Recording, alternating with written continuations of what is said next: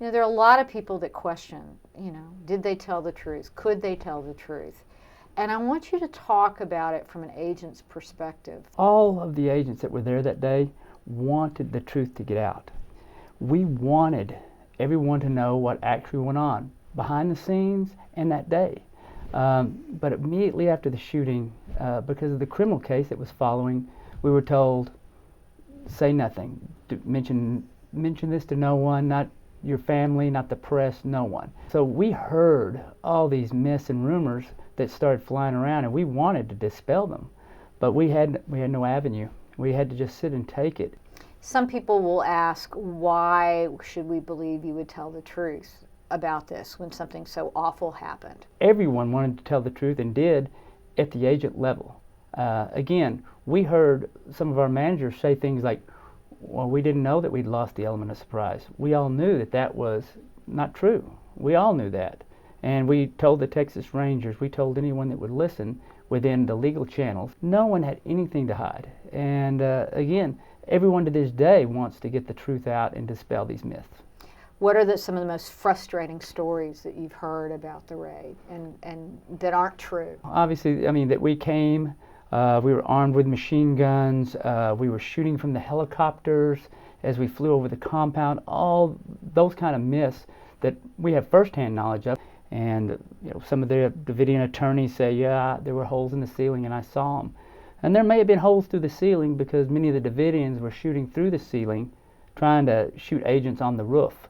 So, but that myth has just lived on and on about the helicopters. The machine guns, ATF was not armed with machine guns.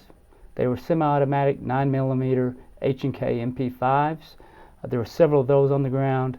Mostly they were 9mm pistols, and then there were a few shotguns and maybe 4 AR-15s, again, all semi-automatic. What about the claims that ATF brought the media on the raid that day and that this was all an elaborate publicity stunt? Yeah. Absolutely not. ATF did not bring the media. In fact, as law enforcement, we tried to dodge the media as much as we could. We spoke in code on the radio and things like that. The fact was that we had an ambulance service that we had on standby because we were concerned that some of the people inside haven't had adequate medical attention, or if there was an incident, we would have medical services nearby. That person within the ambulance service notified the media, and that's how the media knew we were going to be there that day. So was it the media that tipped off the cult? Yes, it was. David Jones, the postal carrier, spoke with one of the media members who was lost. And the media member told him the ATF and the National Guard are coming to run a warrant on those Branch Davidians. That David went into the compound and called David Koresh aside and informed him, hey, David, the ATF and the National Guard are coming. That was how David Koresh found out that we were coming. There's been talk of friendly fire, that maybe the guy that went up the ladder first shot himself in the leg. And Bill Buford is a tough man, but he didn't shoot himself in the leg and then keep going up that ladder. Bill Buford was shot when he got inside that window. There weren't any friendly fire incidents out there on the grounds, as people say.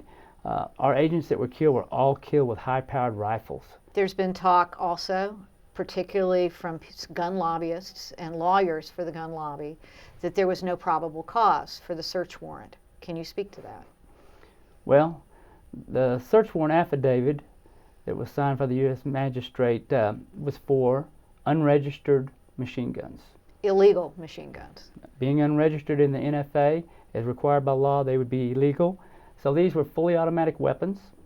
As soon as I stepped off the trailer, I knew that the warrant was good because we were met with heavy automatic weapons fired from all throughout that compound. It's clear that this has been a painful experience for all of the agents of the Federal Bureau of Alcohol, Tobacco, and Firearms. What has this done, the ripple effects of these myths and of these conspiracy stories about Waco? I mean, how do you think that stays with us today? Well, you can look at any internet blog, many books, many media publications. You can even look on TV and see the miniseries that's on there. All these myths go out there to make the federal government, law enforcement in general, look like the bad guys. Some people that are weak-minded, like Timothy McVeigh, they take those and they take action on those myths. And he went to Oklahoma City and used a massive bomb and blew up the federal building there in Oklahoma City, and he killed 168 people. The people who don't research it and find the true facts will act on these myths, and some of them are unstable themselves. Do you think that could happen today? I absolutely think it can happen today. You look in the news, and how you don't have to look far before you see the death and destruction that people can bring on one another. They just need something to set them off. They're looking for things to set them off, excuses to go off. And things like this, that's what they use. They're not based on fact, but people have run with them for so long, they're ingrained in our history now. People think they're the truth. And when we try to dispel them now, so many years later, here, 25 years later, people have grown up with the lies, so they believe them rather than the actual truth when it confronts them.